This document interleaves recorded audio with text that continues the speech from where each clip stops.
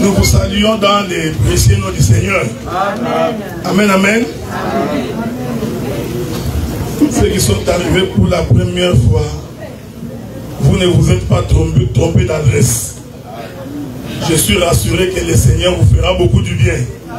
Amen. Il y a même, je ne savais pas que le frère Nicolas, tu venais de Londres. Donc, il y a même un frère qui est venu de Londres spécialement pour ça. Que Dieu se souvienne de toi. Amen. Respirez, respirez. Venez les gars.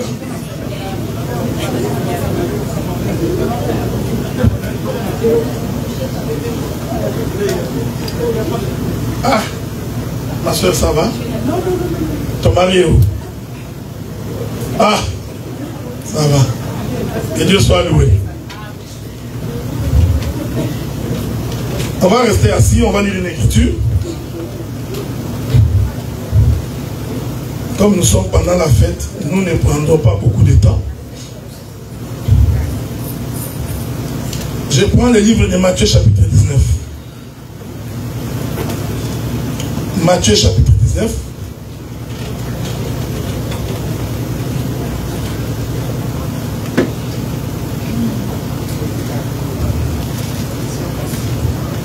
Je vais commencer par le verset 16.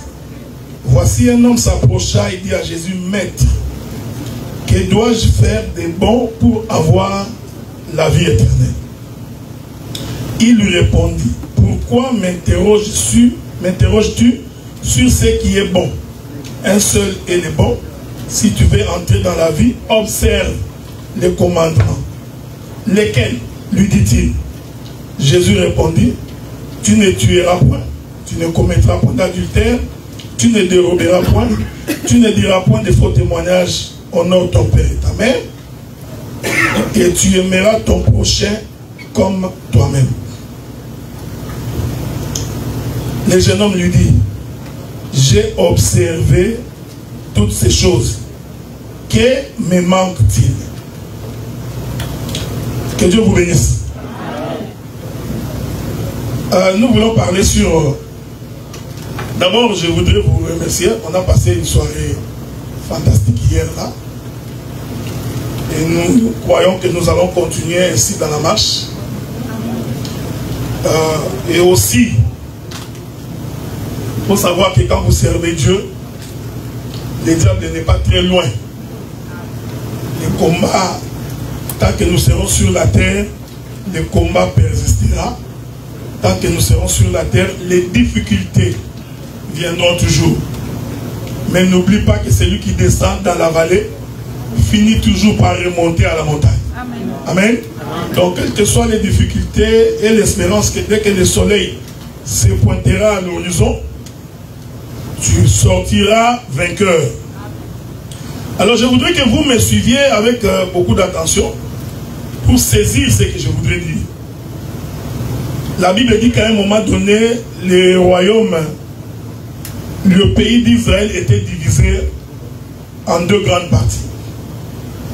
Il y avait ce qu'on appelait les royaumes du Nord, qui étaient composés de 10 tribus, et il y avait les royaumes du Sud, composés par 2 tribus.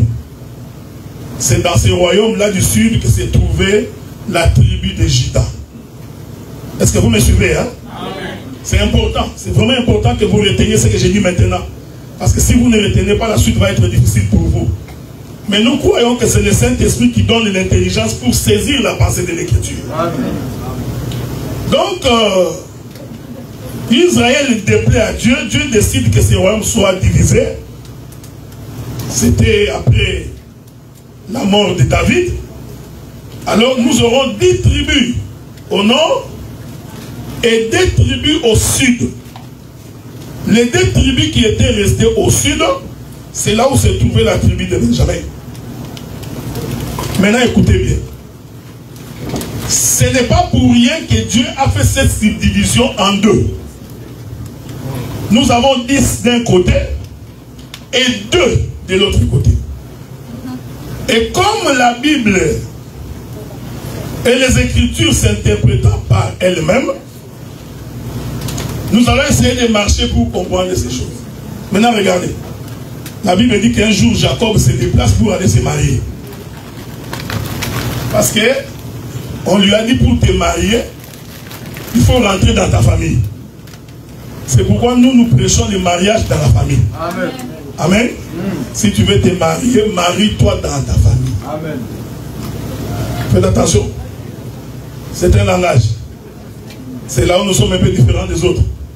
Quand je dis marie-toi dans ta famille, je voudrais dire, il faut que tu te maries à quelqu'un qui partage la même foi que toi. Amen. Celui qui partage la même parole que toi, celui qui a le même sang que toi. Ce n'est pas moi, c'est la faute de Dieu. La Bible dit qu'un jour, l'Éternel Dieu regardait Adam. Il trouva qu'il n'était pas bon que l'homme soit seul. Alors Dieu, au lieu d'aller créer Ève ailleurs, qu'est-ce que Dieu fait? Il tire la côte du corps d'Adam. Donc nous comprenons que Ève était sortie du corps d'Adam. Est-ce que vous me suivez, hein? Et cette côte-là va devenir sa femme. C'est comme ça qu'Adam va dire, l'os de mes os, chair de ma chair. C'est-à-dire que le sang qui coulait dans les veines d'Ève était le même sang qui coulait dans les veines d'Adam. Voilà pourquoi nous croyons dans cet évangile. Quand on marie sa soeur, il n'y a pas de divorce. Amen. Amen. C'est ça. Parce que moi, depuis que je suis né, je n'ai jamais vu un frère et sa soeur se séparer définitivement. Même s'ils sont en conflit, mais il continuera toujours à dire, celle-là c'est ma soeur. Pourquoi? Parce que le sang qui coule dans ses veines, c'est le même sang qui coule dans mes veines. C'est pourquoi Jésus avait dit au commencement, il n'en était pas ainsi. Pourquoi? Parce que Ève avait le même sang qu'Adam. Donc Ève était la sœur d'Adam.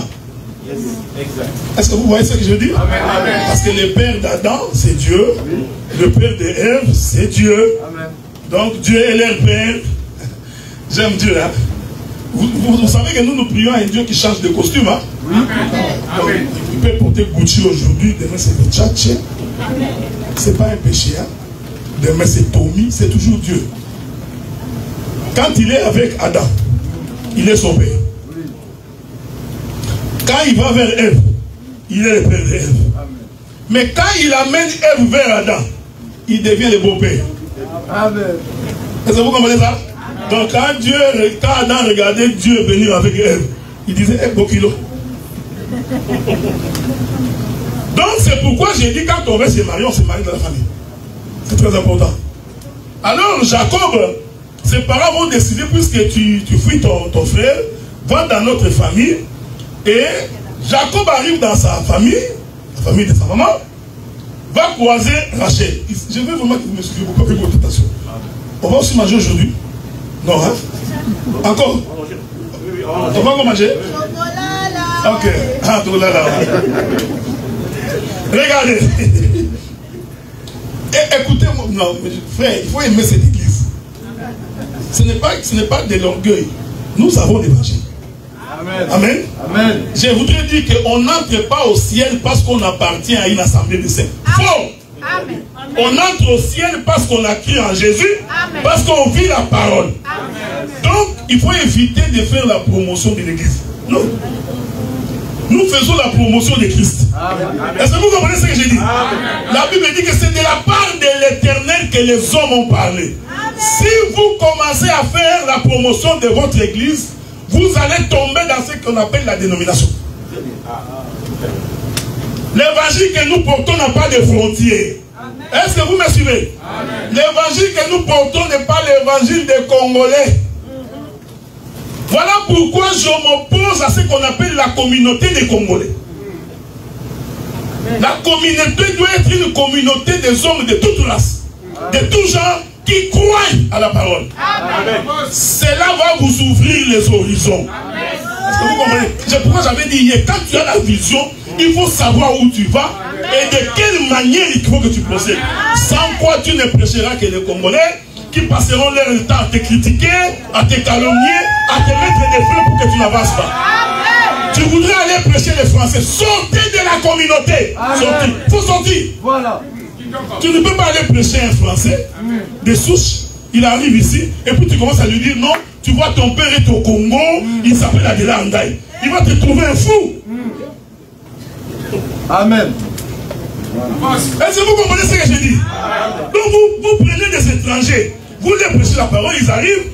Florian, toi tu viens de Cameroun. Donc tu diras à ses frères, il n'est pas venu ici pour connaître qui est qui au Congo, qui avait commencé, qui... Non, il est venu là parce qu'il a entendu la voix du Seigneur.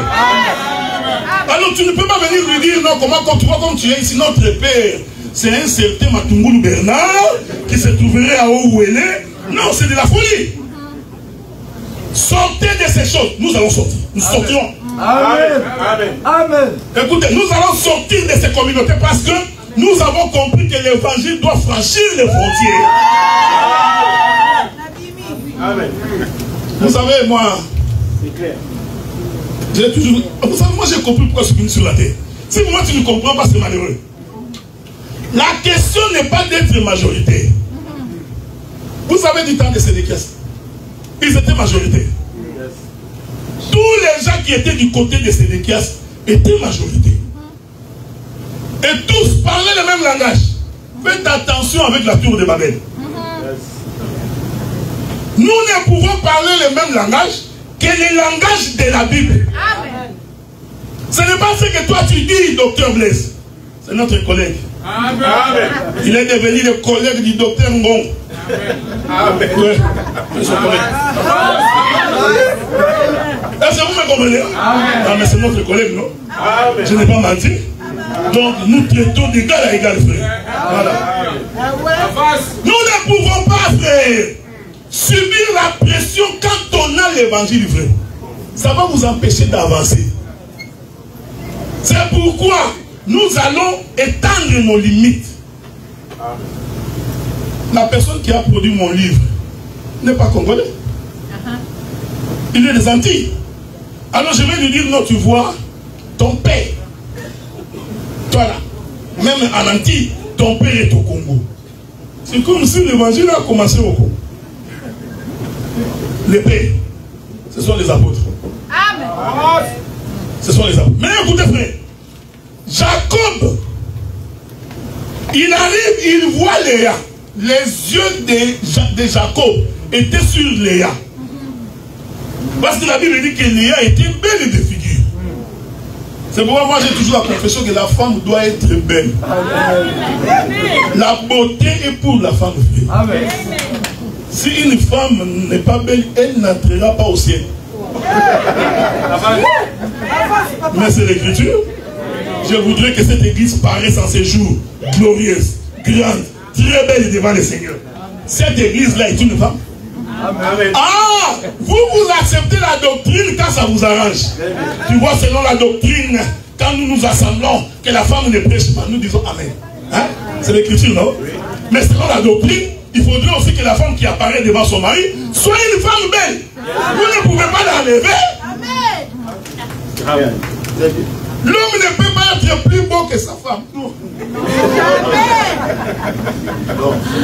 J'ai trouvé un homme beaucoup de beauté, mais la femme n'a pas de beauté. L'homme est en cravate, bien habillé, pour de machin. Sa femme a l'imprico.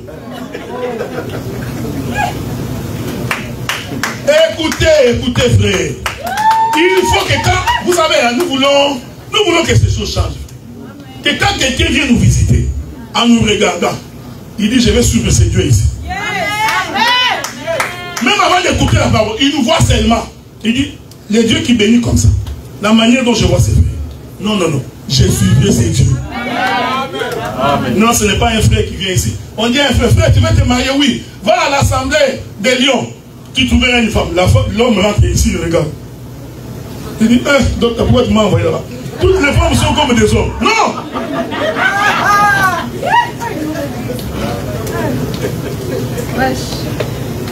Vous allez me supporter. Hein? Amen. Alors, la Bible dit que Rachel était belle. Donc, frère, quand tu veux aimer, ne fais pas beaucoup de rêves. Oh non, je dormais, non, il faut bien regarder. Moi, j'ai toujours dit qu'avant de prendre une femme, d'aller voir sa grand-mère. Amen. Là, tu peux épouser la femme. Tu dis, attends, où est ta grand-mère? Tu regardes sa grand-mère dans sa vieillesse. Si tu aimes la vieillesse de sa grand-mère, parce que tu sais que quand il va vieillir, il va devenir comme sa grand-mère. Donc, vous voyez, hein, bon. La Bible dit, alors Jacob va travailler. Je vais courir très vite parce qu'on est en train de marcher. C'est un grand sujet, mais j'essaie de résumer. Alors, Jacob va venir voir là-bas. Il dit, bon, je voudrais avoir. Il dit, bon, tu travailleras pour moi pendant 7 ans. Je suis en train de passer. Aucun d'autre ne peut faire 7 ans. Même moi, je vais partir. 7 ans, même si tu es belle comme quoi. 7 ans de travail, non. C'est pourquoi nous vous disons que ces choses sont prophétiques. Amen. Ce n'est pas pour rien que c'est 7 ans. Donc Jacob a habité dans cette maison pendant 7 ans. Donc Jacob pouvait voir Léa et les distinguer de Rachel. Est-ce que vous comprenez? Amen. Il finit sa dot. On organise la fête des noces. C'est pourquoi nous croyons que la fête des noces doit s'organiser dans la famille. Amen. Est-ce que vous comprenez? C'est là-bas que nous allons fêter avec vous, louer la salle. Nous allons te bénir là-bas. Mais nous n'allons pas faire un culte seulement pour toi qui es marié. Dieu va être en colère. Parce que le culte est en l'honneur de l'Éternel. Est-ce que vous comprenez? Donc si tu veux une fête avec des robes blanches, fais ça dans une salle, invite tes gens. Nous allons venir, nous allons profiter de l'occasion, nous prêchons et nous te bénissons. Mais nous n'allons pas rassembler les élus, les saints de Dieu, juste pour que toi tu te mettes ici et un culte en ton nom. Là on va commencer à chanter. Et toi tu rentres. Non, Dieu va être en colère. On organise la fête des noces. On récupère Jacob pour lui faire rentrer dans sa chambre. Écoutez-moi bien. Le père, au lieu de faire rentrer Rachel, il fait rentrer Léa. Et, écoute, parce que je vais virguler de deux manières ici. Lui, Jacob était venu pour Rachel. Mais la femme qui rentre dans sa chambre, c'est la femme pour laquelle il n'était pas venu. Est-ce que vous me suivez? Oui. J'appelle une écriture. Amen. Il est venu premièrement chez les siens. Amen. Les siens ne l'ayant pas reçu. Ah, je comprends. Ici, Rachel est l'image d'Israël. Faites attention parce que je vais virguler de plusieurs manières. Hein? Parce que Rachel va prendre plusieurs tournures et Léa aussi. Si nous prenons la disposition du fait que Léa est entrée dans la chambre de Jacob avant Rachel, Rachel est l'image d'Israël, Léa devient l'image de l'église. Parce que selon la prophétie, c'est l'église qui participe à l'enlèvement avant Israël. Amen. Est-ce que vous me suivez? Hein? Amen. Mais si nous prenons Rachel par le fait que Jacob l'a aimé le premier, Rachel devient aussi l'image de l'église. Parce que Christ en venant sur la terre, en réalité, il n'était pas venu pour Israël, il était venu pour nous. Ah, vous voyez, ça c'est l'évangile. Hein? Mais ne soyez en paix, parce que ce n'est pas ce qui m'intéresse. Étonnant. Jacob entre dans la chambre avec Léa. C'est Jacob qui a vécu, la Bible, c'est Jacob qui a vécu dans cette maison pendant 7 ans. Donc il a passé toute la nuit avec Léa. Il se réveille le matin et dit, ah, pourquoi vous m'avez fait ça? Pourquoi vous m'avez donné Léa? Ah, ce gars-là, il est mauvais.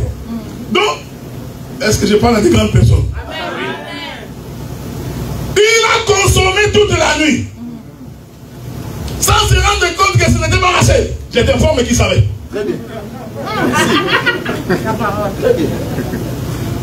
Parce que je t'ai dit, dans la chambre d'amour, l'homme et la femme se parlent. Même si on se parle là, Jacob allait dire, oh, toi tu fais quoi ici? Tu vois, si tu comprends ces choses en français, tu vas mourir. Physiquement comme ça. Jacob savait que ça c'est Léa. Mais comme selon la prophétie, il faut d'abord que l'époux passe le temps avec l'église. Il resta toute la nuit. Est-ce que vous me suivez? Quand il se réveille le matin, écoutez, écoutez. Quand Jacob se réveille le matin et qu'il dit, pourquoi m'as-tu fait cela? En fait, Jacob voulait dire, j'ai fini avec l'église, je retourne vers Israël. Est-ce que vous me suivez? Je vais répéter ça. Je vais répéter ça. Donc vous voyez, hein, c'est toute une prophétie. Je vais prendre un exemple concret pour que vous compreniez cela. Quand Jésus voit la femme cananéenne. La femme cananéenne demande un miracle. Jésus lui dit, je suis venu pour les brebis perdues de la maison d'Israël. C'est ici que j'explique que Jacob, quand il vient, il aime Rachel. Donc Rachel est Israël. Mais malheureusement, pendant qu'il travaillait, lui pensant travailler pour Rachel, pour Israël, en réalité, il avait travaillé pour Léa. Léa devient donc l'église. C'est pourquoi le père le fait entrer dans la chambre de son mari avant Rachel. Le temps là où Jacob est en train de passer avec Léa, en réalité, c'est le temps où Christ passe avec nous. Amen. Pendant ce temps, Rachel attend. Ah. Donc pendant ce temps, Israël est en train d'attendre. Est-ce que vous remarquez ça? Amen. Il finit la consommation.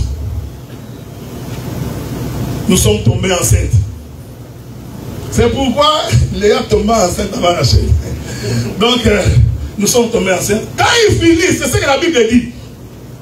Quand le temps de l'église finit, Dieu va se révéler de nouveau à Israël. C'est pourquoi quand il s'est réveillé le matin, nous comprenons que le matin marque le temps de la fin de la grâce. Amen. Maintenant, il retourne pour demander celle qu'il avait laissée. Que Dieu vous bénisse. Amen. Alors, finalement, il va faire encore 7 ans. Il va épouser les deux femmes. Je voudrais prendre un exemple pour que vous compreniez cela. Suivez-moi très, très bien ici parce que je donnerai des éléments. Jésus sort pour aller dans la maison de la fille de Jairus. Amen. La fille de Jairus va représenter la maison d'Israël. Est-ce que vous me suivez? Amen. Je vais le dire autrement. La fille de Jairus représente Rachel. Vous voyez? Pendant que Jésus venait, une femme qui avait la perte de sang, en tant que Jésus est en train de passer. Amen. Écoutez, vous savez, au temps de la loi, quand les sacrificateurs entraient pour servir, dans sa robe qu'on appelle la robe de faute,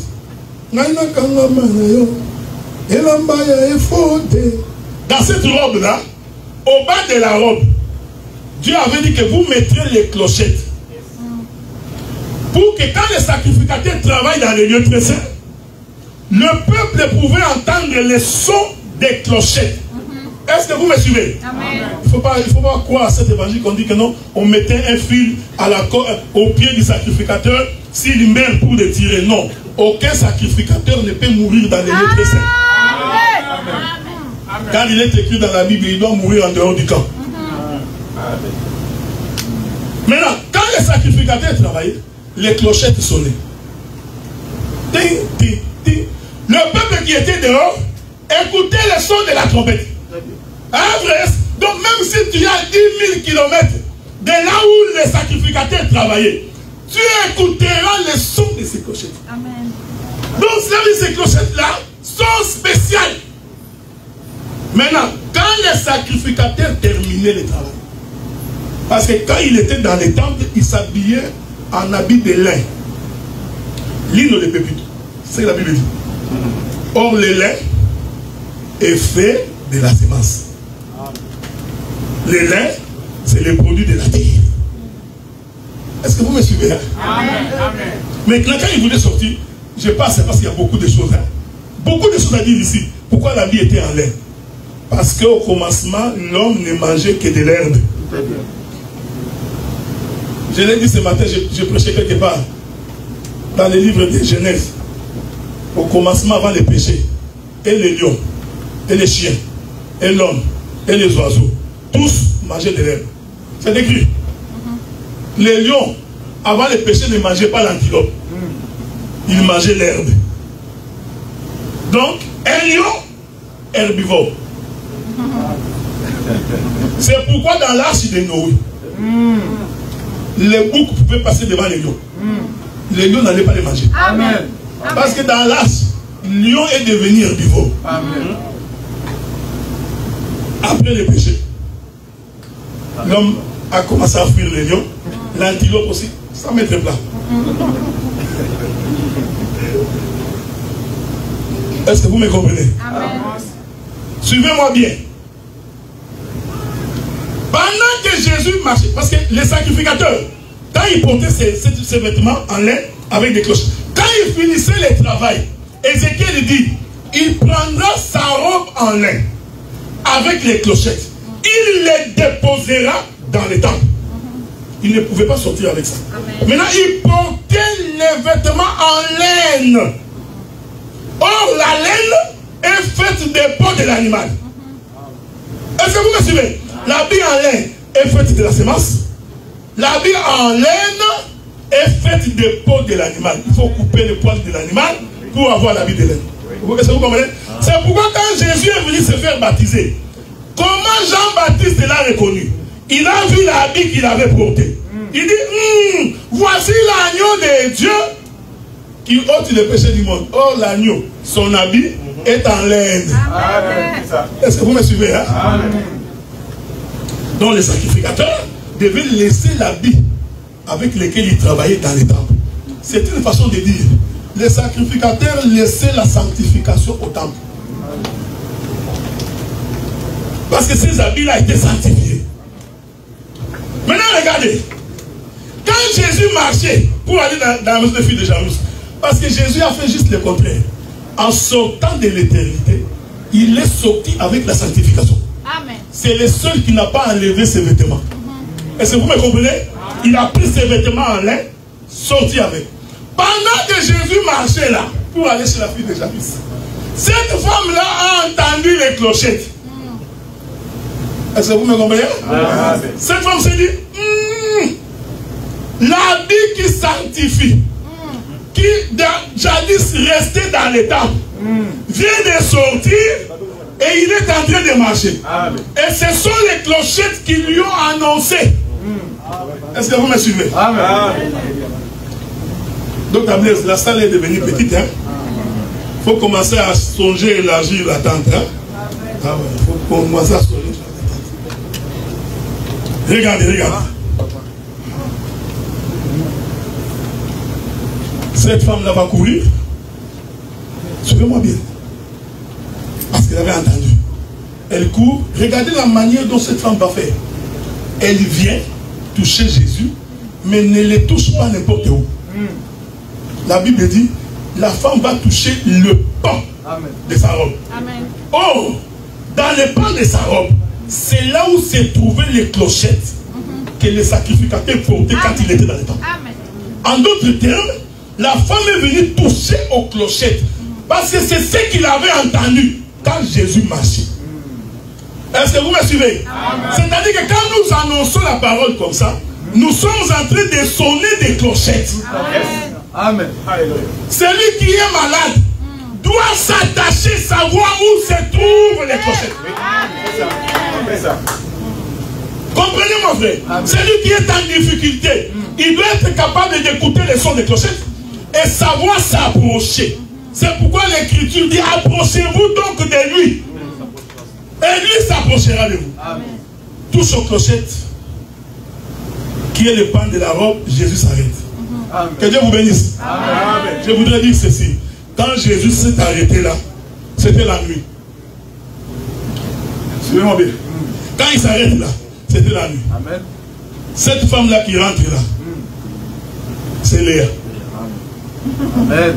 Est-ce que vous me suivez? Amen. Parce que c'est la nuit que le Père a pris Léa, il a fait entrer dans la chambre avec Jacob. Donc j'ai dit que cette femme-là, qui vient s'arrêter en touchant les pas de Jésus, cette scène-là est toute une chambre. Pourquoi? Parce que l'Écriture dit que Jésus s'arrêta. Il commence la conversation avec cette femme. Ah, j'ai compris qu'ils étaient dans une chambre. Pendant ce temps, la fille de Jairus doit attendre. Amen. Est-ce que vous comprenez ça? Amen. Pendant ce temps, Rachel attend. Rachel attend parce que Jacob est dans la chambre avec Léa. C'est pourquoi aujourd'hui, Israël doit attendre jusqu'à ce que nous aurons fini de causer avec notre amour. Amen. Dit, écoutez, frère, cette conversation-là, en réalité, même les disciples n'ont pas entendu. J'ai dit en réalité. C'était une intimité. Vous voulez voir que c'est l'intimité? Pierre, Jésus dit, quelqu'un m'a touché. Pierre dit, non, tout le monde touche. Jésus va confirmer de quelle manière on l'a touché. Il dit, une force est sortie de moi. Amen. Ah, j'ai compris qu'ils étaient dans la chambre. Est-ce que vous comprenez? Vous savez que naturellement, même quand l'homme, une force sort de l'homme, l'homme se fatigue. Hein? Amen. À moins que tu aies plus du Viagra. Je dis des choses spirituelles. Est-ce que vous comprenez? N'ayez pas beaucoup de regards dans les choses charnelles, tu vas pécher pour rien. Je parle des choses spirituelles. Amen. Le mariage terrestre est un mystère par rapport à Christ et à l'Église. Quand Jésus avait dit qu'une force est sortie de moi, effectivement c'était une transmission de la semence vers une femme. Et cette semence-là, selon la parole, selon la Bible, c'est la parole. Selon le livre de Matthieu, la semence est une parole. Donc cette force qui est sortie, en réalité, Jésus donnait la parole à cette femme-là. Amen. Quand il finit avec la femme et qu'il continue sa marche, nous comprenons que nous sommes le matin. Est-ce que vous me suivez? Parce que c'est le matin que Jacob va dire, j'ai fini avec Léa. Donnez-moi encore la chair. Le papa pouvait dire, yo le cosso, hein? Non! Là-bas j'ai fini, j'aime ça, j'aime ça. C'est pourquoi, alléluia, ce jour-là on prie Jésus. Écoutez-moi bien. On l'amena sur la croix. Et écoutez, quand on amène Jésus sur la croix, c'était Jésus qui marche. C'était Jacob de la maison de là-bas. Quand il arrive à la croix, l'Écriture dit, il y eut 3 heures où il n'y avait que les ténèbres à la surface de la Bible. Ah, Jésus venait d'entrer dans la chambre avec Léa. Est-ce que vous me suivez? Parce que l'Écriture dit 3 heures après. Donc pendant 3 heures là, c'était la nuit. C'était la chambre de Léa avec Jacob. Mais 3 heures après, le soleil sort encore. Je comprends. C'est-à-dire Jacob vient de se réveiller. Il se réveille pourquoi? Il vient de finir avec Léa. Il doit aller récupérer Rachel. Est-ce que vous voyez ça? J'ai donné un témoin. Israël se bat. Pendant qu'Israël se battait, Josué constate que non. Ce combat est terrible. J'aime ces choses, Regardez. Josué dit, non, ce combat ne peut pas continuer comme ça.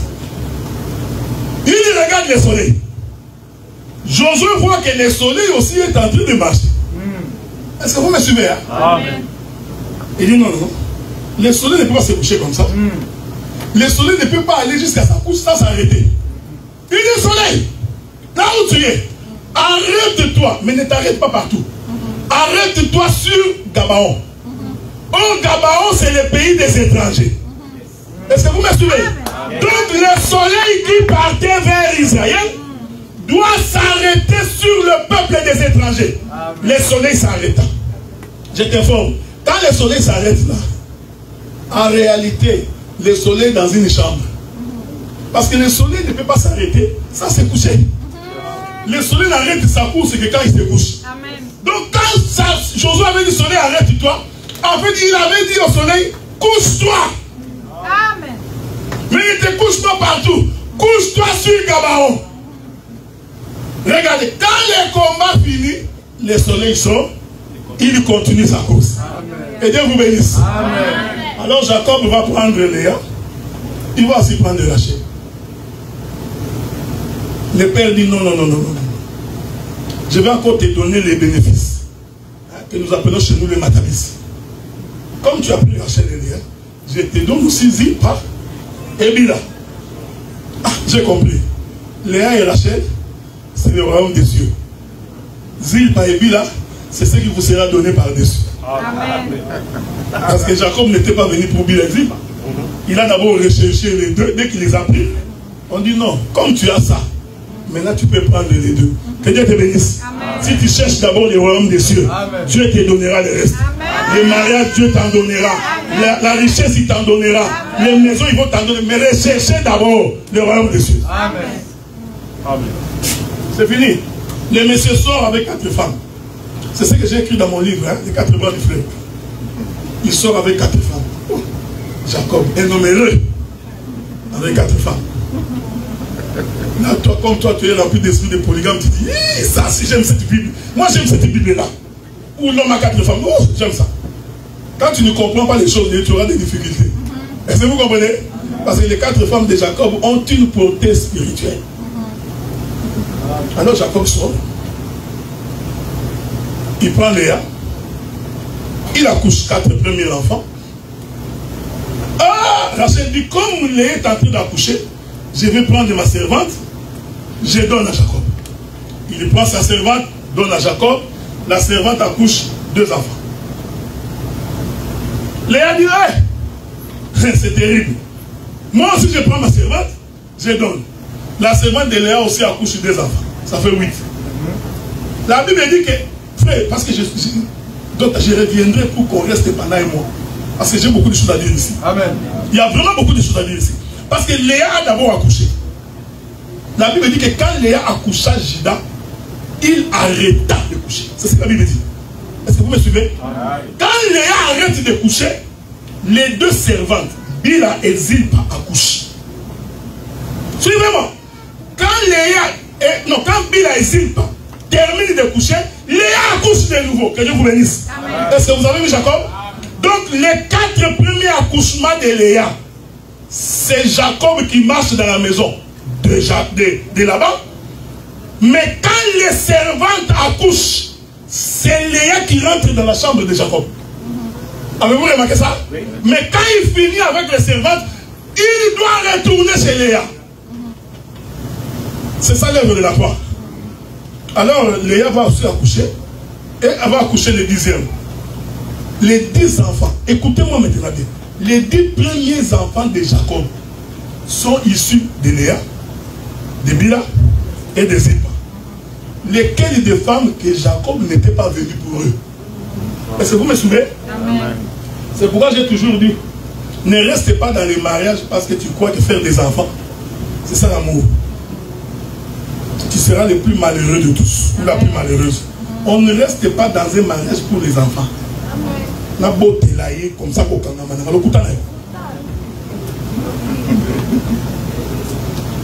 il faut rester dans un mariage quand le mari t'aime. Parce que malgré que les Léa et les Bila a accouché là, le cœur de Jacob n'était pas là. Amen. Le cœur de Jacob était toujours chez Rachel. Amen. Vous avez vu, hein?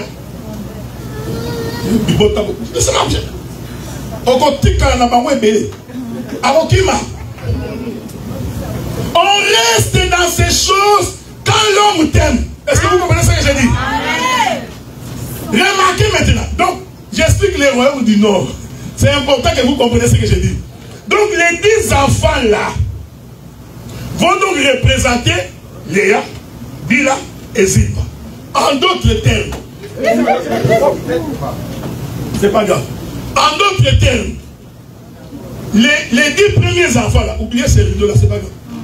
Cela veut dire que les 10 premiers enfants là représentent, je vais dire ça comme ça, mais je vais expliquer plus tard. D'abord, je l'ai dit en bon français, représentent les non-amours de Jacob.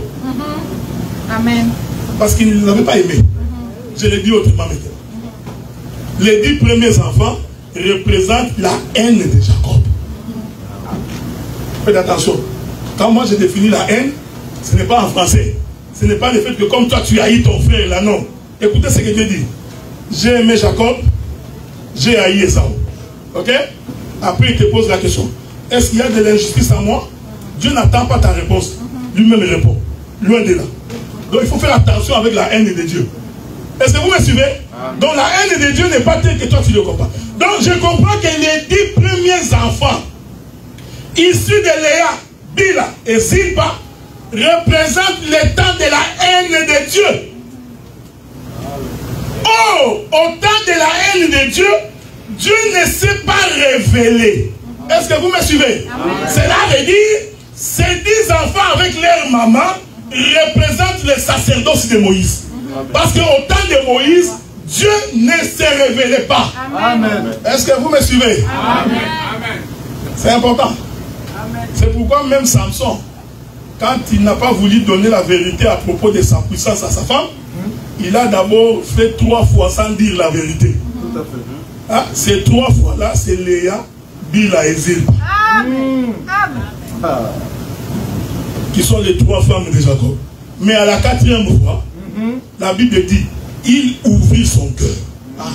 Donc, au temps de la haine de Dieu, Dieu n'a jamais ouvert son cœur. C'est pourquoi je dis, quand un homme aime une femme, l'homme doit ouvrir son cœur. Amen. Papa, tu gagnes combien à la fin du mois? Non, pourquoi? Est-ce que c'est ton problème? Je vais vous raconter une anecdote. Il y avait un monsieur, quand sa femme lui demandait l'argent, lui, c'est toujours, il n'en est pas. Ce n'est pas de sa faute. Parce que moi, je crois que quand on aime quelqu'un, on lui dit tout. Là, il y a des frères qui ne vont pas m'aimer maintenant. Quand tu aimes ta femme, même ton compte bancaire, elle doit savoir. Mais qu'est-ce que tu vas acheter que la femme ne peut pas connaître? À moins que tu entretiennes d'autres relations. C'est pourquoi tu as peur que la femme voie. Ça, tu as donné à Bernadette. Et ça, c'est. Mais si tu ne fais rien de mauvais, que la femme voie ton compte, ça fait pas. Amen. Alors le monsieur rentre. Papa, donne-moi l'argent. Non, non, je n'ai pas l'argent. Il enlève l'argent dans sa poche. Il prend ses chaussures. Il met à l'intérieur de la chaussure. Il met sous les lits. La maman aussi balaye la maison. Tu connais nos mamans en Afrique là. Il tire les chaussures. Pour les posséder, il voit l'argent. Il descend. Ah! La maman récupère l'argent. Elle met dans sa poche. Prend les chaussures, remet.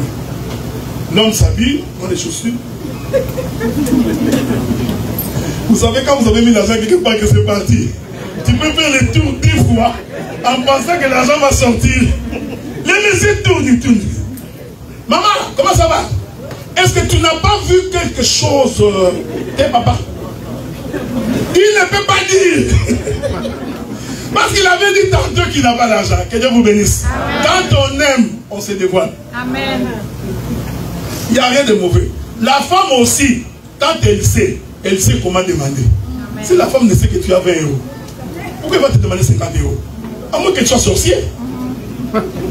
Bon, parce que les femmes aussi sont comme ça. La femme, tu peux lui dire le soir, maman, je n'ai rien. Regardez le compte bancaire. 0. Tu fais sortir les poches. Elle voit. Vous dormez.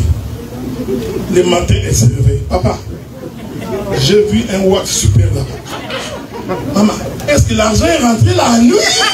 Comment? Vous savez, moi j'aime Dieu. Hein? Dieu dit, il nous dit, demandez tout ce que vous voudrez. Hein? C'est ce qu'il dit, non? Oui. Mais Dieu ne donne pas toujours tout ce que nous demandons. Ah, donc Dieu, il voit qu'est-ce qui est important à donner maintenant. L'homme aussi doit être comme ça. La femme ne se fatigue pas de demander. C'est un don qu'elle a reçu de Dieu. Même si tu cries le matin, demain il va encore demander. Ne vous en faites pas, c'est comme ça qu'elles sont. Mais toi en tant qu'homme, ne donne pas tout ce qu'elle demande. Oui, madame, j'ai écouté. Au moment opportun, je verrai. Comme Dieu. Non, je veux qu'on saigne l'équité. Non, à celui qui a au sein. Pour payer ça, c'est un don. Est-ce que vous me suivez? Amen. Donc les 10 premiers enfants représentent tout un sacerdoce. C'est comme ça que j'explique les 10 royaumes. Est-ce que vous me voyez? Amen. Donc les 10 royaumes là représentent tout un sacerdoce. Lesquels sacerdoce de Moïse. Après cela, Rachel va tomber enceinte. Amen. Est-ce que vous remarquez? Amen. Mais Rachel en tombant enceinte donne 2 enfants. Benjamin et Joseph. Que Dieu vous bénisse. Amen. Or, les royaumes du sud étaient composés de 2 tribus. Suivez-moi bien maintenant. Amen. Alors la Bible dit un jour, Moïse conduisit Israël, ils arrivent devant Canaan. Moïse décide, je vais envoyer 12 espions. Allez explorer Canaan. Revenez me dire qu'est-ce que vous avez vu. Les 10 montrent. Que Dieu vous bénisse. Amen. Ils explorent. Ils rentrent. Il faut faire un compte rendu. Non, Dieu est parfait. La Bible dit que 10 personnes, parmi les 12 espions, 10 se sont rangés d'un côté. J'ai dit, c'était les enfants de Léa, de Bilha et de Zilpa. Ils se rangent d'un côté. Écoutez ce qu'ils disent. Moïse, nous sommes entrés dans le pays. Nous avons vu les pays. C'est un pays où coule les laits et les miels. Nous en avons même recueilli les fruits. Mais, dans ce pays, il y a des géants. À leurs yeux, nous sommes comme des sauterelles. L'enseignement des découragements. Est-ce que vous comprenez? L'enseignement qui ne donne pas la vie. Je vais exhorter. Vous voyez, dans la vie, il y aura toujours quelqu'un pour te décourager. Amen. Quand tu as la promesse, tu verras, tu as... Lyon, Lyon, les pays de maçonnerie. Combien d'églises sont fermées ici? Toi aussi tu vas fermer. Tu vois? C'est les 10. L'esprit de découragement. Même s'il voit les fruits, il continue à te dire je t'informe que quand tu as Dieu, là où tout le monde ne se marie pas, toi tu te marieras. Maintenant la Bible dit que Josué et Caleb vont tenir un autre discours. Nous comprenons, écoutez-moi bien. Donc Josué et Caleb, c'est Joseph et Benjamin. Amen. Parce qu'ils étaient l'amour de Jacob. Ils ont dit certainement ce qu'ils ont dit est vrai. Mais nous prendrons les pays. Ah, donc les 10 premiers ont témoigné de l'incapacité de prendre les pays. Or, nous comprenons que c'est par la loi que nous ne pouvons pas accéder au royaume. Amen. Les deux ici vont représenter la grâce. Est-ce que vous me suivez? Amen. Parce que c'est par la grâce que nous entrons dans le pays de Canaan. Amen. Quand tu es en difficulté, sois du côté de ceux qui croient que l'Éternel est capable. Amen. Même quand tu as des problèmes, rassure-toi. C'est pourquoi les problèmes paraissent grands devant nous. C'était ça le sens des géants. Mais au devant de l'Éternel, ils ne sont rien. Maintenant, l'écriture que nous avons dit, c'est là que je vais finir. Un homme vient voir Jésus. Qu'est-ce que j'ai fait pour hériter le royaume? Il fait son discours. Il continue. L'autre revient, pose la question à Jésus. Moïse nous a donné 10 commandements. Jésus dit, mets-les en pratique, tu vivras. Et là, il pose la question à Jésus. Quel est alors le plus grand commandement? Est-ce que vous me suivez? Les discours commencent par dire que Moïse nous a donné 10 commandements. Il pose la question à Jésus, alors quel est le plus grand commandement? Écoutez ce que Jésus dit. En réalité, il n'y a pas 10 commandements. Hein? Suivez-moi bien. Parce que Jésus avait dit qu'il y en a 12. Mais il faut voir, il faut bien voir. Il dit non. Vous me présentez Moïse. Or, je vous ai fait comprendre que Moïse, ce sont les 10 premiers enfants de Jacob, issus de Léa, Bila et Zip. Est-ce que vous me suivez? Amen. Maintenant, Jésus va expliquer les enfants de Rachel. Il dit non. En réalité, il n'y a qu'un seul commandement. Faites attention. Quand Jésus dit qu'il n'y a qu'un seul commandement, il présente Rachel. Maintenant, il va diviser Rachel en deux. Il dit premièrement. Il dit d'abord un. Ensuite, il commence à expliquer les chiffres 1. Il dit, tu aimeras l'Éternel Dieu de tout ton cœur, de toute ton âme et de toute ta pensée. Est-ce que vous me suivez? Amen. Il y en a un autre qui lui est semblable. Tu aimeras ton prochain comme toi-même. Que Dieu vous bénisse. Amen. Donc quand Jésus disait ça, il présentait Joseph et Benjamin. Amen. Le premier, c'est l'amour du Père. L'autre, c'est l'amour du prochain. Amen. Je vais visiter Jacob. Qui est l'amour du Père? Faites attention. Parce que nous changeons de costume. Ici, l'amour du Père, c'est Benjamin. Je vais m'expliquer. Vous savez, quand les 10 frères de Joseph étaient en train de perdre le troupeau de leur père, qui est-ce que Jacob a envoyé? Joseph. Ah, j'ai compris que Joseph, c'est l'amour du prochain. Il dit, Joseph, va voir tes frères. Va t'enquérir de leur situation. Donc celui qui va vers ses frères, c'est lui l'amour du prochain. Est-ce que vous me suivez? Un homme descendait de Jérusalem vers Jéricho, étant tabassé, laissé à des minutes, un sacrificateur passait par là. Il regarde. Les Lévites aussi passaient. Il y a beaucoup de choses. Les Samaritains aussi passaient par là. Les Samaritains. La Bible n'a jamais dit un bon Samaritain. La Bible dit Samaritain. Ok? Ce sont les théologiens qui ont mis les titres les bons. Mais selon notre confession, il n'y a pas de bons et de mauvais Samaritains. C'est les Samaritains. Les Samaritains rentrent là-bas. Ils viennent au secours de cet homme. Jésus pose la question à cet homme. De ces deux, qui est son prochain? Ah, le prochain, c'est celui qui est venu au secours. Avez-vous remarqué? Amen. Donc c'est ça l'amour du prochain décidé par Joseph. C'est pourquoi quand Joseph vient, les 10 devaient le vendre. Parce que dans cette vente-là, Benjamin n'était pas là. Où était Benjamin? Resté avec le père. Amen. Ah, j'ai compris que Benjamin, c'était lui l'amour du père. Amen. Voilà pourquoi le jour où Joseph l'a réclamé en Égypte, Jacob dit, vous ne pouvez pas me prendre Benjamin, parce que c'est tout ce qui me reste de Rachel. Est-ce que vous comprenez ce que je dis? Amen. Donc, on saisit maintenant que lorsque la Bible présente deux royaumes, en réalité, la Bible présente deux sacerdoces. Yes. Les sacerdoces de la loi et les sacerdoces de la grâce. Est-ce que vous me suivez? Amen. Et les sacerdoces de la grâce, c'est ce qui nous fait rentrer dans le royaume de Dieu. C'est pour dire ceci, frère. Au temps où nous prêchons maintenant, c'est le temps qu'il faut vous attacher à Dieu. Amen. La Bible dit que pendant ce temps, quand vous entendez sa voix, n'endurcissez pas votre cœur. Parce que la grâce prendra fin. Est-ce que vous me suivez, frère? Amen. La grâce que vous voyez. Vous savez ce qui arrive aujourd'hui? C'est arrivé, il y a beaucoup de gens qui parlent. Hein? Est-ce que Dieu va vraiment détruire toute la terre? Est-ce que ce monde ici va s'arrêter? Vous n'avez pas remarqué que la Covid seulement a fait arrêter le monde? Juste la Covid. Ça nous a donné un signe que le monde peut s'arrêter. Amen. Amen. Regarde, laisse le cadeau comme ça. C'est pas grave. C'est de l'air. Amen. Amen. Donc le monde que vous voyez va s'arrêter.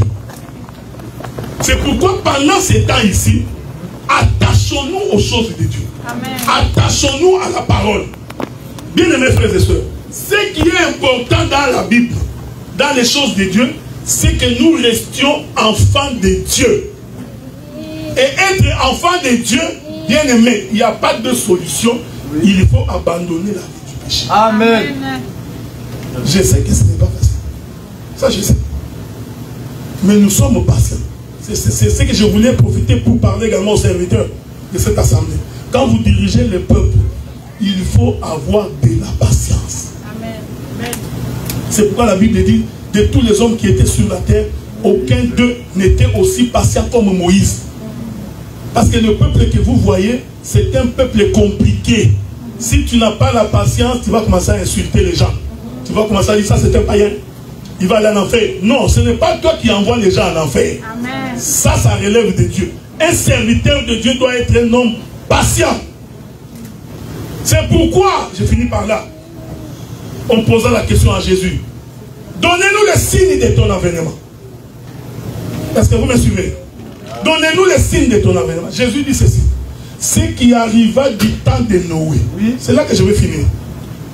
Ce qui arriva du temps de Noé arrivera de même au temps de l'avènement du Fils de l'homme. Allons observer ce qui est arrivé au temps de Noé. Les gens regardaient le ciel. Ils se disaient, ici, la pluie ne tombera jamais. Quand ils regardent, ils ne voient rien qui indique qu'ici, la pluie va tomber. Or, Dieu avait dit à Job, Job, est-ce que c'est toi qui rassembles les nuages pour ordonner à la pluie de tomber? C'est-à-dire même quand tu vois le ciel vide, détrompe-toi. Parce que ce n'est pas toi qui rassemble les nuages. Est-ce que vous comprenez ce que je dis? Donc Dieu dit à Job, Job, ce n'est pas toi qui dit au niveau de ces rassemblages. Donc pour qu'il y ait la pluie, il faudrait qu'il y ait le rassemblement de la nuée. Et c'est Dieu qui ordonne aux nuées de se rassembler en un seul lieu. Voilà. Et quand il se rassemble, c'est encore lui qui ordonne que la pluie puisse tomber. Amen. C'est pourquoi Élie a dit à son serviteur, monte, va voir la montagne. Si la pluie va tomber, le serviteur monte. Il descend, il dit, j'ai regardé le ciel. Bien aimé, même quand le ciel est vide, rassure-toi que Dieu a ta bénédiction. Même si ton œil ne voit pas, dis-toi que Élie, le serviteur est monté 6 fois. Il ne voyait rien qui indiquait que la pluie va tomber. Je voudrais dire à quelqu'un ce soir, ne perds jamais l'espoir. Même quand il n'y a pas de porte, il n'y a pas de sortie, tu as l'impression que tu es bloqué. Dieu est capable, frère, de faire pleuvoir là où il n'y a jamais de pluie. Amen. Il est capable d'ouvrir un chemin là où il n'y a pas de chemin. Amen. Les serviteurs montent la 7e fois. Parce que nous croyons que c'est le jour du repos. Amen. C'est le 7e jour de la création que l'homme doit entrer dans son repos. Est-ce que vous me comprenez? Amen. Les serviteurs montent. Qu'est-ce que le serviteur a vu? Il a vu ce que Dieu avait dit à Job. Est-ce que c'est toi qui rassemble le nuage? Il dit, Élie, quand je suis allé pour la 7e fois, j'ai vu la vapeur qui monte de la terre, ayant la forme de la pomme d'une main. Que Dieu te bénisse. Amen. Pour qu'il y ait vapeur, il faut qu'il y ait d'abord de l'eau. Et puis il faut que l'eau soit chauffée. Voilà. Amen. Si tu ne vois pas la souffrance de Christ, c'est que tu n'as pas vu. Est-ce que vous me comprenez? Hein, parce que quand la vapeur ne peut pas monter, oh, s'il n'y a pas la souffrance, c'est ce que Jésus a dit à Pierre, il est avantageux pour vous que je m'en aille. Parce que si je ne monte pas, le Saint-Esprit ne descendra pas. Amen. Donc c'est Jésus-là qui monte. C'est le nuage qui se rassemble. Alléluia. Alléluia. Est-ce que vous comprenez? Amen. Une fois que le nuage est rassemblé au ciel, nous sommes certifiés que le Saint-Esprit descendra. Amen. Est-ce que vous remarquez ça? C'est très important. C'est l'Éternel Dieu qui soutient. Amen. Les gens regardent, il n'y a rien ici. Pendant ce temps, Noé est en train de construire l'arche. Il ne faut pas suivre les dessins des témoins de Jéhovah. Les témoins de Jéhovah, ils vont te montrer Noé avec une trompette. Allô, allô. Non. Noé n'a jamais fait ça. Noé ne faisait que construire. La construction de l'arche là pour Noé, c'est ce que les livres des Pierre ou des Hébreux appellent les prédicateurs Noé. La prédication, hein, c'est la construction de l'arche. Un bon prédicateur doit être un constructeur. La construction, c'est manier les Écritures. Savoir comment les rassembler pour former un corps. Si quelqu'un avait l'œil, quand il voyait Noé construire, il allait dire, cela veut dire quelque chose va arriver. Il n'y a que des hommes qui ne comprennent pas, qui ne lisent pas les signes d'état. Quand Noé commence à construire l'arche, les lions commencent à rugir. Écoutez-moi bien. C'est-à-dire, le ciel avait annoncé que la pluie va arriver. C'est pourquoi dans la vie, la pluie ne tombe pas comme ça sans annoncer. À moins que ça soit la pluie de Balouba. Je m'excuse, je suis Moulouba. Je n'ai rien compris. Un Moulouba peut regarder le ciel comme ça. Ah, la pluie tombe. Il paraît que c'est comme ça en mouvement. Mais Dieu dans la nature, il a fait en sorte qu'avant... J'aime ça. J'aime ça. Il a fait en sorte qu'avant que la pluie tombe, il faut que le ciel gronde. C'est-à-dire, vous allez sentir le ciel en train de gronder. Et les nuages en train de se rassembler. Un bon climatologue, il sait, ça, la pluie va tomber. C'est le temps de fuir pour entrer dans la maison. Amen. Il n'y a qu'un fou qui ne lit pas les signes d'état, il est toujours en train de marcher lentement, alors que les signes d'état fait boum. Il y a des fous. Lui marche doucement. La pluie va le surprendre. Mais celui qui a la connaissance, dès qu'il voit le ciel, c'est noirci. Les nuages se rassemblent. Il attend le ciel gronder. Il sait que la pluie va tomber. Est-ce que vous me suivez? Oh! Quand le ciel est en train de gronder là, ce sont les 3 femmes de Jacob. C'est Bila, Zilpa et Léa. Est-ce que vous me suivez? Quand le ciel gronde là, c'est le sacerdoce de la loi. Ce sont les 10 enfants. C'est-à-dire, la grâce va s'annoncer bientôt. Noé construit. Les animaux vont lire les signes des temps. Pendant que les contemporains de Noé, ils se mariaient, ils dansaient Mukonwakoba, parce que ça c'est la dernière danse que j'ai entendue, Mukonwakoba. S'il y en a d'autres, vous allez me dire après. Donc, les contemporains de Noé dansaient. Ils se mariaient, ils faisaient la fête. Mais les animaux, eux, ils avaient déjà lu les signes des temps dans le ciel. Est-ce que vous comprenez? Amen. Alors ils vont commencer à venir 2 à 2 pour entrer dans l'arche. Pendant que nous prêchons, c'est le temps pour toi de rentrer dans l'âge. Parce que le jugement de Dieu va tomber. Est-ce que vous comprenez ce que je dis? Les animaux ont lu les signes des temps. Mais l'homme, il ne lit pas les signes des temps. Il ne voit pas que se marier entre eux, c'est devenu la coutume. Nous avons des drapeaux de ces gens-là partout. J'ai dit comme ça pour qu'on ne m'arrête pas. Je ne suis pas encore prêt pour subir la tribulation. Ok? Souffrez. Donc aujourd'hui, les choses qui étaient interdites il y a quelques années, on interdit. On autorise. On autorise à nos enfants de se faire avorter à 13 ans. Non, si ta grossesse n'a pas encore été 4 mois, tu peux aller avorter sans le consentement de tes parents. Vous voyez? Il faut lire les signes des temps. C'est très important. Le bien est devenu le mal. Il y a quelques années, empoisonner quelqu'un, c'était un crime grave. Mais aujourd'hui, c'est rien. On te met la poudre un peu, tu t'en vas. Oh, qu'il aille en paix. Donc, les gens sont devenus de plus en plus mauvais. L'âge est en train d'être construit. Est-ce que vous comprenez ce que j'ai dit? L'âge est en train d'être construit. Ce temps-là de la construction de l'âge, c'est ce que j'ai appelé le royaume du Nord. Le sacerdoce de Moïse. Mais dès qu'on finit, la Bible dit, Moïse et Noé va se tenir et il va attendre. C'est là que je vais finir. Noé. Non, Noé n'a pas appelé les animaux. Tout à fait. Non. Parce que Noé avait l'écriture. C'est notre frère. Personne ne peut venir à moi s'il n'est pas attiré par l'épée. Amen. Donc Noé, écoutez, quand tu viens ici, même si c'est quelqu'un qui t'a dit de venir, mais nous dans la prophétie, nous comprenons que si Dieu ne t'avait pas donné la volonté de venir, tu ne viendrais pas ici. C'est pourquoi même quand on est prédicateur, si quelqu'un ne vient pas à l'église, ne te fâche pas. Pose la question, pourquoi tu n'es pas venu, ma soeur? Ah, que Dieu te donne la force, on va te voir dimanche prochain. Ce n'est pas, il ne vient pas. Non. Noé attend. Écoutez, Noé a attendu même les plus fainéants des animaux. Comme j'avais dit une fois au Canada, nous avons des chrétiens caméléons. Les caméléons, lui, ils marchent comme ça.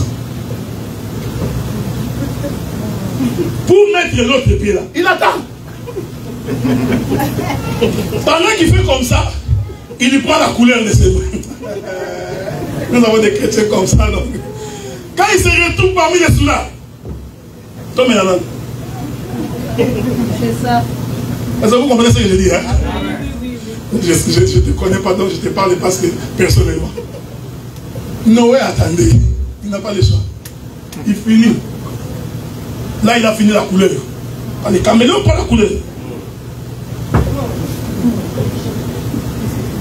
Bon, à continuer à battre. Nous allons critiquer maintenant. Critiquons. Noé, attends, frère. Quand on est ministre de la parole, nous allons t'attendre jusqu'à ce que celui qui t'a donné la force t'amène jusque dans sa maison. Il ne faut jamais fuir l'église parce que tu as péché. Non. Viens avec ton péché. Nous t'aimons comme ça. Parce que nous croyons que c'est Dieu qui change. Ce n'est pas un homme qui change quelqu'un. C'est Dieu qui transforme. Nous continuerons à attendre et à prier jusqu'à ce que le caméléon va entrer. Oui. Dès que le caméléon entre,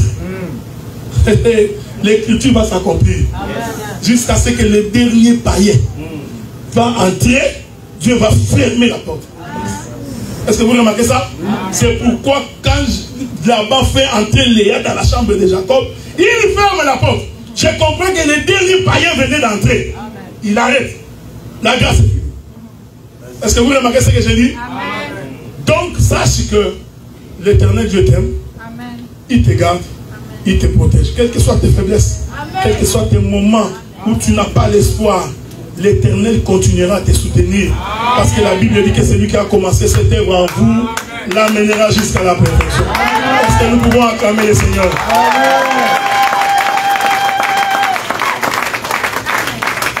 J'ai fini. Maintenant, je vais donner quelques 2-3 conseils. Parce que le mercredi, je rentre chez moi.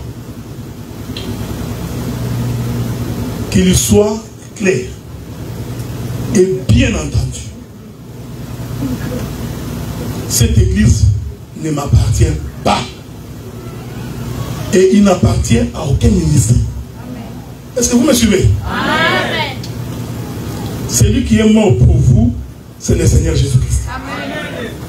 C'est pourquoi la Bible dit, vous n'avez pas été affranchis pour devenir l'esclave de quelqu'un. Amen. Je parlerai pour mon compte. Vous ne pouvez pas devenir mes esclaves.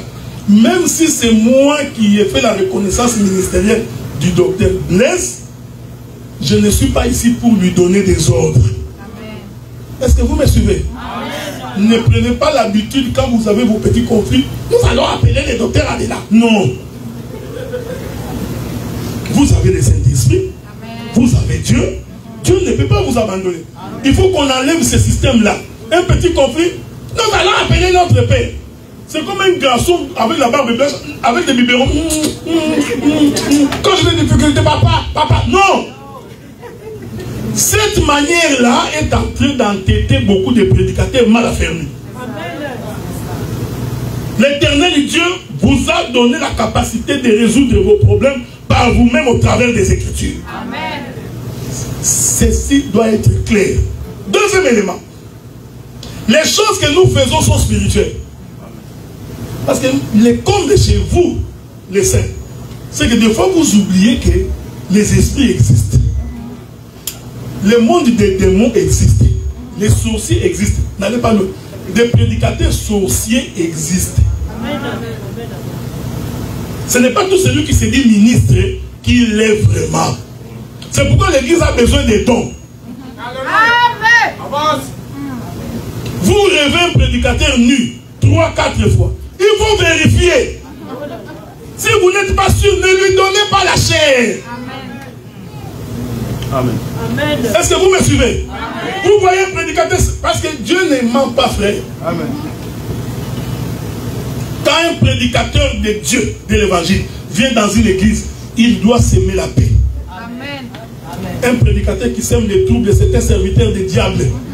Des gens comme ça, il faut les chasser. Donc les ministres sorciers existent dans la Bible. Judas l'Iscariote, il a marché avec Jésus. 3 ans et demi. Les gens qui voyaient Judas l'Iscariote, ils croyaient que c'est véritablement un serviteur de Dieu. Il a aussi fait des miracles. Oui. Oui. Mais Jésus dit, l'un de vous est un démon. Tout à fait. Il faut veiller sur ces choses. Le monde des esprits existe. Avant de faire quelque chose, entrez en prière. Amen. Donnez l'occasion aux mamans d'exercer les dons. Amen. Amen. Donnez aux mamans l'occasion d'exercer les dons de prophétie, les dons de vision, de parler en langue, les impositions. La femme qui a les dons peut imposer les mains à quelqu'un qui est malade et la personne est guérie. Amen. Amen. Vous savez, frère, vous êtes en train de nous faire rentrer dans les sacerdoces de Moïse à cause de votre mauvaise interprétation des Écritures. Parce qu'aux temps anciens, tout passait par les sacrificateurs. L'homme est malade. Tata, mets-moi la main ici. Papa Blaise, mets-moi la main ici. Non! Ça, c'était au temps de la loi. En ce qui concerne la prière, on passait par les sacrificateurs. Mais aujourd'hui, les rideaux du temple sont déchirés. Tout homme peut prier pour son cas. Arrêtez de nous rendre des super-hommes. Même Jétro a dit ça à Moïse. Il dit, tu ne peux pas toi seul. Tu fais tout, tu vas mourir. Amen. Je disais ceci au docteur Blaise. Une église dont les femmes ne sont pas fortes ne peut pas croître. Croyez-moi, ce que je vous dis là est vrai. Une église dont les femmes ne sont pas fortes. Vous savez, moi j'ai toujours dit, les gens qui prient dans les vrais sont dans les pays occidentaux. Les gens qui prient de l'autre côté, là, c'est la famille. Et mon pire que l'équipe, donc. C'est pourquoi quand on compose des chansons en Afrique, c'est toujours des chansons du genre de quelqu'un qui est dans les matangs. Donc,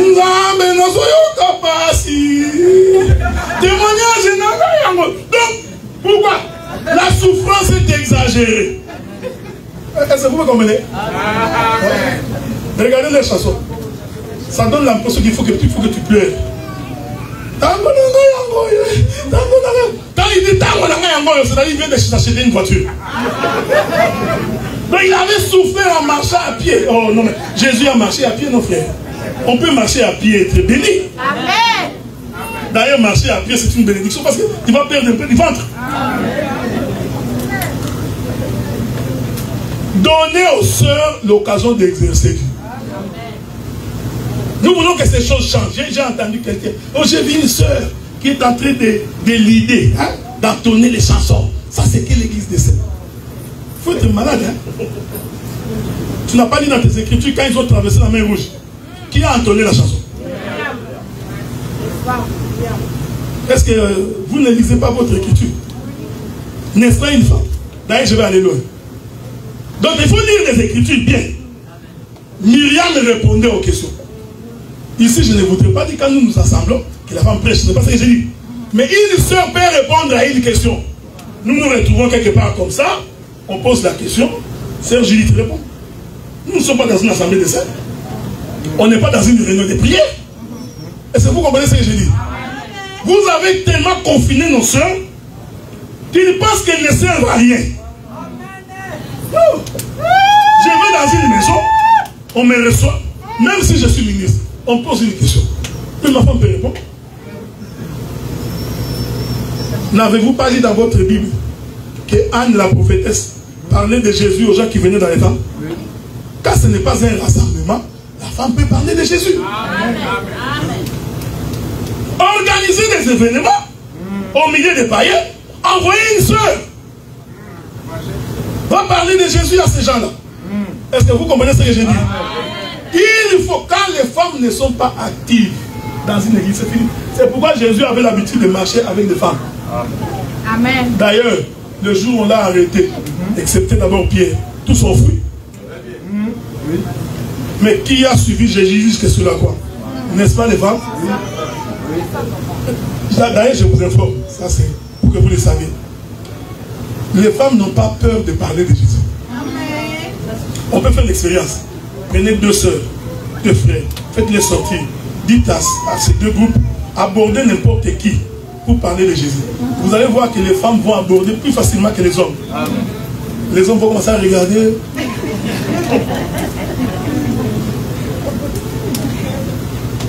Il y a encore, frère, arrêtez d'être des religieux. Bon, il y a quelqu'un qui m'a dit, non, vous avez mis des femmes au protocole. Amen. Parce que quelqu'un confond le protocole avec le portier de la Bible. On en parlera. Je vous donne un exemple. Bon, nous prenons le frère, notre bien-aimé, l'ancien Jean-Jacques. Jean-Jacques, tu feras le protocole. Ok? Je prends un exemple. Une sœur est assise dans une position inconfortable. Jean-Jacques va aller voir la sœur. Maman, même vous-même, vous ne trouvez pas que c'est malsain? À supposer que c'est la femme d'autrui. Est-ce que vous comprenez ce que j'ai dit? Ce sont des choses aussi élémentaires qui ne relèvent pas de la doctrine. Non, c'est l'organisation d'une église pour qu'on soit en paix. Si la femme a parlé pendant cette période, vous mettez des frères, tout le temps des frères au protocole. Nous nous levons comme ça, la femme est, le sang est en train de couler. Donc les frères vont aller voir maman. Maman. Honnêtement. Donc il faut de la sagesse. Ne venez pas nous dire que c'est de la doctrine. Si vous mettez les femmes au travail, vous allez doubler et tripler cette salle. Amen. Ça je vous dis. Je vous dis. Et aussi, vous savez, Dieu est bon, hein, dans la femme. Hein. Dieu a mis ce que nous appelons la maternité. Cette maternité-là est liée par une forme de compassion et de supplication. C'est pourquoi la douceur est dans la femme. Je t'informe. Même quand nous prions, la manière de supplier d'une femme est différente de la manière dont l'homme supplie. Parce que naturellement, Dieu n'a pas créé l'homme pour supplier. C'est pourquoi tu verras un homme, hein, quand il veut demander à sa femme, pardon à sa femme, il met la main dans la poche. Maman, bon, c'est bon, c'est bon. Quoi, c'est bon? Non, non, j'ai dit, hein, c'est bon, c'est bon. Mais la femme, quand elle est fautive, elle va te supplier, papa, je te demande pardon. Vous remarquez ça? Même toi, l'homme, si ta femme te dit pardon, papa, je demande pardon, tu vas dire non, ça c'est pas un bon pardon. Parce que toi-même, tu as compris que pour demander pardon, il y a la supplication. Cette capacité-là, Dieu l'a donnée à la femme physique que tu vois. Amen. C'est pourquoi quand même vous entrez en prière, s'il y a beaucoup de sœurs dans cette prière, vous sentirez l'odeur de la supplication. Vous allez sentir ça. Les femmes n'ont pas honte de prier. Tu verras les frères en train de l'éternel, viennent te dire merci.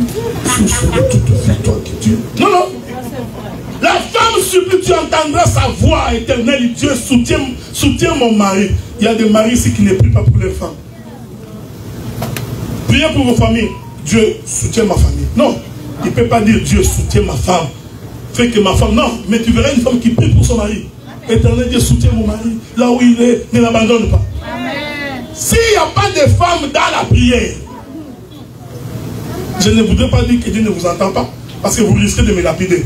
Mais je t'informe que la supplication de la femme, Dieu l'écoute beaucoup plus grand. Et si les femmes sont dans l'œuvre, j'ai dit des femmes qui craignent Dieu, qui sont de véritables servantes, vous allez voir comment les choses vont avancer.